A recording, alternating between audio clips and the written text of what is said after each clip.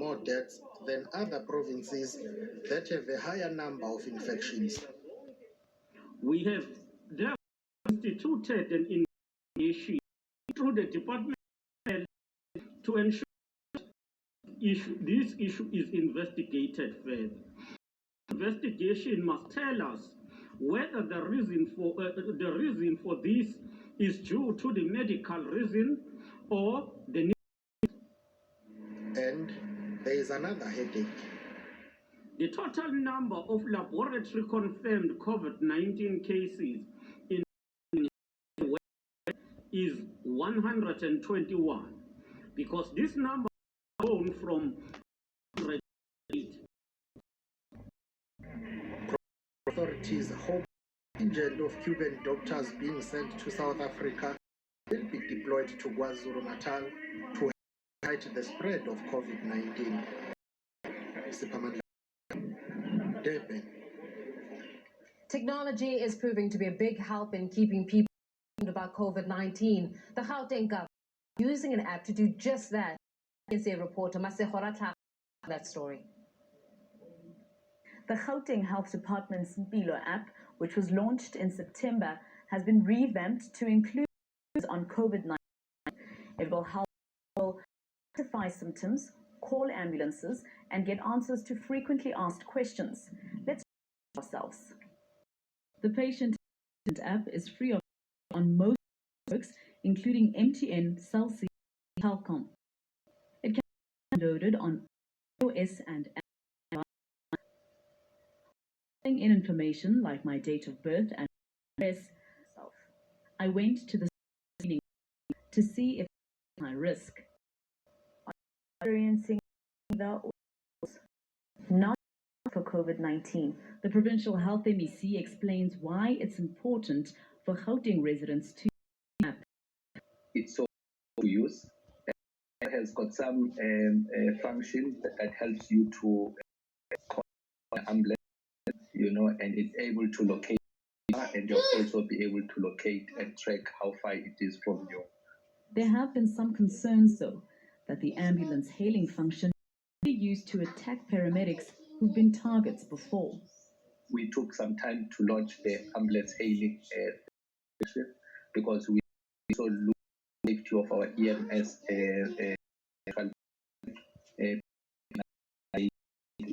that we have looked after. But now it helps us also to be able to track from our side and be able to make sure that they are safe and they take the safe routes. It also helps patients report behavior, how to find your facility easily. Johannesburg. South Africa hearing on regulations, also losing their jobs and not being able to pay their bills. That's among the findings of a Human Science Council of more than 1,000. Government will report to entail its response to COVID-19 and community. The HSRC study was conducted over the last month during the lockdown. It's to understand behavior under the strict regulations and to test the government's efforts of the knowledge takes meters away from another person, wearing it correctly, staying away from who are infected, touching his face or eyes, and washing your hands for seconds is between 90% and 5%. This knowledge is very high, which is suggestive that all the health education intervention by the President, by the Minister of Health, and other important people has made sense in knowledge. Here, with a very high knowledge situation. The studies confirmed what may be a glaring gap between the haves and the have-nots. Just under a quarter, about 4% of the participants had no money to buy food. Half, 5% formal settlement had no money for food. About 2/3 of the participants with scholarships had no money to buy food. Very important here, access to transportation. Data is approximately 32% of the population indicate that medication was inaccessible during the lockdown. About 35% of those in informal settlements and rural areas and farms indicated that the chronic medication was not easily accessible. The data will enable government to develop a targeted approach. Structure the packages and expand the reach of the government's economic and social relief programs in a way that every person feels they are taken care of, and in a way that ensures accountability at all levels with immediate consequences for violations. The health promotion strategy here is multiple. It's a behavior change one. It's an economic policy one. The message is the government and society as a whole acknowledge some countries are struggling and have nothing to buy. Knowledge is power. Many aspects of the responsible pandemic are based on unknowns, but research is helping to change that and to develop better strategies to fight the disease. Barry Bateman, Pretoria. Cuba has over 2 healthcare workers to combat the virus. The country has largely to African Caribbeans, but to Europeans like Italy. Cuba has one of the world's highest number of doctors and is renowned for prevention, community healthcare, and fighting epidemics. And still to come, property owners fire from multiple fronts during the national lockdown. Story in a moment. Do stay with us. Some of the challenges that autistic people are actually facing during this national lockdown. I think that people with autism have been extremely stressed and anxious during this period. Their entire lives have turned upside down, as it has for the neurotypical people, but more so for our people, because one of the aspects of autism is their real resistance to change and wanting sameness and routine. And this routine has been obviously placed on its head, and our people with autism can no longer get on with life as they know it. And therefore, what you're finding is an increased number of people with high anxiety and huge needs. Meltdowns are often because they cannot exercise and or experience some physical activity out in the open. So that is one of the other concessions that we're asking for, that we need our people with autism to really go out for some kind of physical activity on a day-to-day basis. You do know that autism is a spectrum. Disability, so some people may have high support needs and some people have low support needs. I mean, those who have high support needs would definitely need more one-on-one facilitation and intervention. And with their lives changed so drastically, a lot of our parents, I must say not all of them, but a few of them have expressed that their children have become aggressive and self-injurious, and therefore they can no longer cope within the home environment. Actually relaxing some of those restrictions help people with autism? Well, for one, easing the regulation for walking out in the open and forbidding this is a huge need. I mean, if our people can go out at least once a day to exercise, it would change their lives completely. Imagine if you have a high sensory profile, which is what most of our people with autism do, they feel their senses very strongly, and it's atypical. It's very differently from you and I. And you're within a small space in a flat without being able to exercise, walk, jump. A lot of them regulate and self-calm by exercising, jumping on a trampoline or going on a swing, and they are unable to do that. Therefore, you're going to see real acting out behavior, people not being able to self-calm and self-regulate, and a huge stress on the caregiver. And many of our parents are single parents, being left alone with our people with autism. So both of them are in dire need. The caregiver, who has no respite, and our people with autism who are experiencing high levels of frustration, stress and anxiety. If government does not act fast enough, Lisa, what is likely to happen?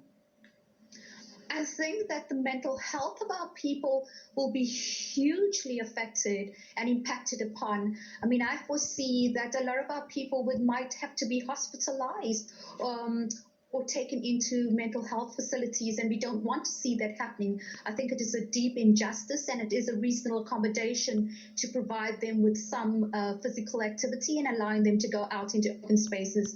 Our parents and our caregivers and those with autism who have low support needs can certainly look after themselves and understand the dire consequences of not taking any kind of safety precautions within COVID-19. So they are well aware of what they need to be doing once they go out there. But certainly government needs to listen to our NGOs and listen to the call of our people who are saying this is really desperate circumstances. I cannot tell you the amount of calls that we are getting, and psychiatrists are getting numerous amounts of calls for support for behavioral meltdowns and parents not being able to cope and our people with autism not being able to cope. And that is the reason why we're having such conversations, Lisa. We're going to leave it there for this evening. The chairperson of Autism in Action, Lisa, is giving us the latest there. While commercial property owners are in distress, many businesses still won't be able to operate under eased lockdown regulations. What's more, many commercial properties in the Western Cape are being targeted by criminals. ENCA's Ronald Masinda spoke to several owners about their ordeals. This guest house in Newlands was broken into recently. Goods to the value of 100,000 rand were stolen. It's a lost owner Pam Sorrell doesn't need. She has no guests and is also paying her staff on top of other additional costs. We had a very bad burglary here, and there've been a spate of them in the area where I think they're targeting Airbnb situations and guest houses. Businesses in the Victoria Mxenge area have also come under attack. Residents of a nearby informal settlement have no electricity and are taking their frustration out on commercial property owners by destroying their power supply. These fridge azikwazi ukusebenza, and then inyama iyabola emafrijini, kucimile umbani, angingakwazi ukusebenzisa, singakwazi ukulayitha kule ndawo lena, so besisafarisha kakhulu. Running a business isn't child's play. Commercial property owners have the extra burden of paying for building maintenance costs, rates, water, and other expenses, all while not being allowed to operate during the lockdown. An expert says commercial property owners must ensure they are insured during this difficult time. Maybe review your insurance requirements in the contract. Some contracts made provision for that your tenant must have insurance for interruption of business. Government's pledged its support through its relief fund for businesses under stress. It's help that's sorely needed for those who cannot operate even under eased lockdown regulations. Ronald Masinda, Cape Town. And still to come. There, and you are trying to handle that beast and that speed and the beast, your car. A veteran driver describes the pressures of being in the fast lane. More with Jeffrey Stevens up next. Talking waiters, caddies, casual workers. So the vast majority of people employed in the industry in that respect are really in trouble right now because golf clubs are struggling, and that's something that's very worrying. Ron Rutland was one of the notable participants in John Smith's Epic Ride for Food initiative. It was another opportunity for virtual cycling to show its worth during lockdown. It's also an example home and their simulators racing each other, and a good friend of mine, he's in the sort of the research business, and he was saying that the numbers of people watching those events is absolutely crazy. So I think this enforced lockdown, who knows when live sports and, let's just say in inverted commas, real sports going to be able to take place again. So I think very quickly we probably leapfrogged a few years, and now we've got to a place where virtual sports are a real thing. It seems the need for speed doesn't leave a racer even in the twilight of their career.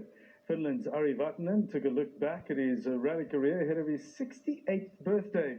Vatanen did his best to explain the thrill that drove him to risk his safety time and time again. I think it's just the coming into a corner, braking late, maybe it's even slightly too late, and you go for it. And during the few seconds when you go around a corner, when you enter a corner, you are maybe not quite 100% sure if you will survive, and there you cannot have any. To come, stay with us.